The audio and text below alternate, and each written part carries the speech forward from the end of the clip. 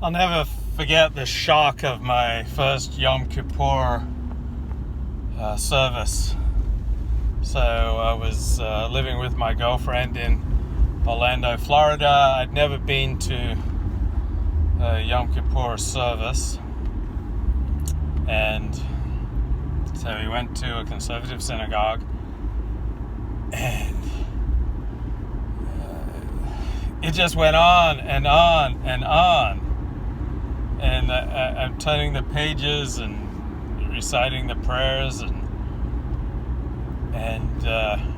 my girlfriend, who at the time who was born Jewish, said, "Well, you signed up for this.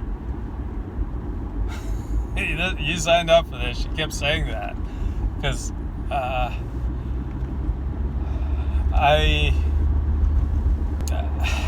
ritualized prayer is just really hard for me. I grew up a Protestant, so prayer is something you say spontaneously from the heart.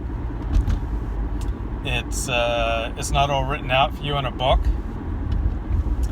And so the Friday night Yom Kippur service is 40 pages of words. It's not that long. It's like an hour and a half, perhaps 2 hours maximum. A little less than 2 hours. But boy, I was not prepared. I was like, whoa, how am I going to do this? And then Yom Kippur day, okay, there's about 6 hours of prayer. Like, you'll go from 8 to 2. That's pretty typical. Then you'll get a 2 or 3 hour break. And then prayers resume about 5 p.m. and will go until an hour after sunset. So about 8:15. So how is someone who's not a prayer warrior, how are you supposed to cope? And it's not easy, but the thing I love about Judaism is that if parts of it don't work for you, if parts of it drive you insane, okay, there are other parts of it that you can concentrate on. So there are things you can do. You can be on a service committee. You can take a service position. There are two types of shuls. Those that are run top down. So you have the rabbi and the executive board, and the people on top make the decisions. And then you just go along. And that's fine. That works. And then there's another type of shul, which is more bottom up, where people get together, form committees, take on communal commitments. You want to be of service to your synagogues, like, okay, I'll take care of this, and someone else will take care of that. And that's fun too. So usually the bottom up type of shul has more enthusiasm. And the top down type of shul, everything's kind of laid out and decided for you, and you go along if you want to belong to the shul, or if you don't want to go along, then you're going to probably be encouraged to leave. So Jewish fasts are tough because there are also no drinking of water. So it's not just abstention from food, but abstention from water. And not everyone's going to make it. If you have a health issue, you can get an exemption from a rabbi, so that you don't have to fast the whole 25 hours or modify it in some way. And of course, not everyone's going to be up for spending 10 hours in synagogue on Yom Kippur. So people come late or leave early. People go outside for breaks.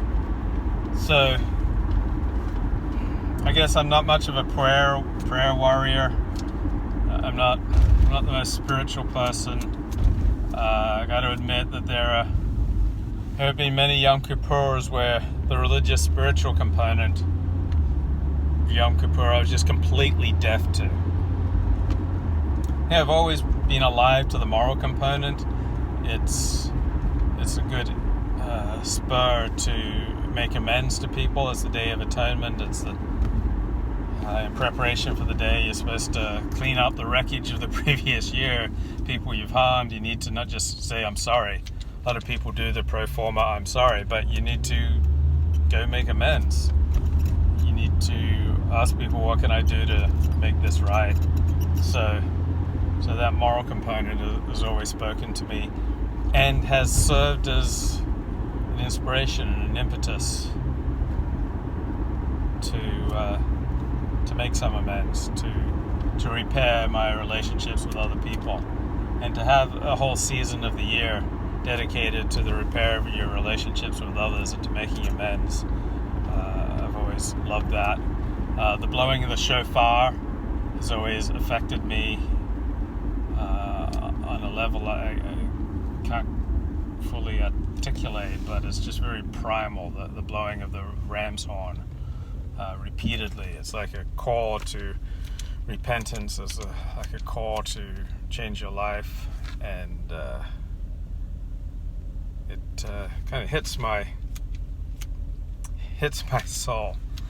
And Yom Kippur is like doing steps 8 and 9. Okay, you're living in steps 8 and 9 during the Yom Kippur season. That's step 8 is becoming willing to make amends to people you've harmed, except when to do so would harm them or others.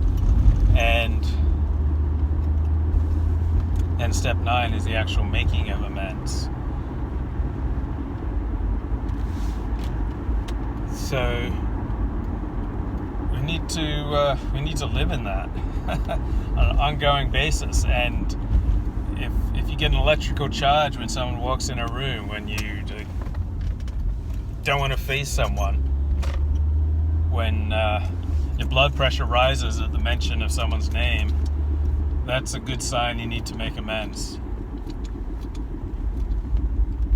Ideally, you want to live at peace. You want to be at peace with everyone in your life.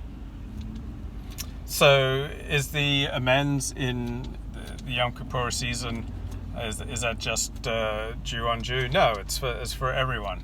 So, Rosh Hashanah, Jewish New Year, which happens 10 days before Yom Kippur, from the Jewish perspective, it's the birthday of the world. It's not the birthday of the Jewish people. So the Torah, the Jewish Bible, doesn't start with the Jews. It starts with humanity. It starts with Adam and Eve, and there are about 12 chapters before you get to Abraham, the father of the Jewish people. So Judaism has a lot of universalist and particularist elements. So I've always dug the moral message, and I've always dug the social occasion as a time to meet new people. Yom Kippur, it's a time to get to know people better because you're spending 6 hours in synagogue, and it's time to meet new people. It's time to deepen relationships with people. You're all kind of vulnerable by the privations of the day, by the awe of the season. It's a different way of meeting people than at a bar or at a Dodger game. There's a whole different aura, and it creates a different type of interactions. It adds the divine element or the transcendent element or the spiritual element, in addition to the historical element. So much has happened on Yom Kippur in Jewish history. You have the Yom Kippur War of 1973 when Egypt attacked Israel.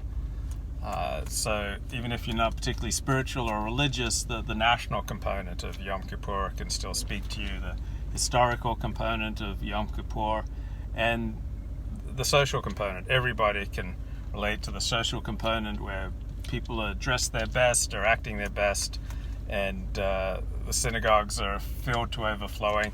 A lot of Jews only show up to synagogue, say on Rosh Hashanah, Yom Kippur.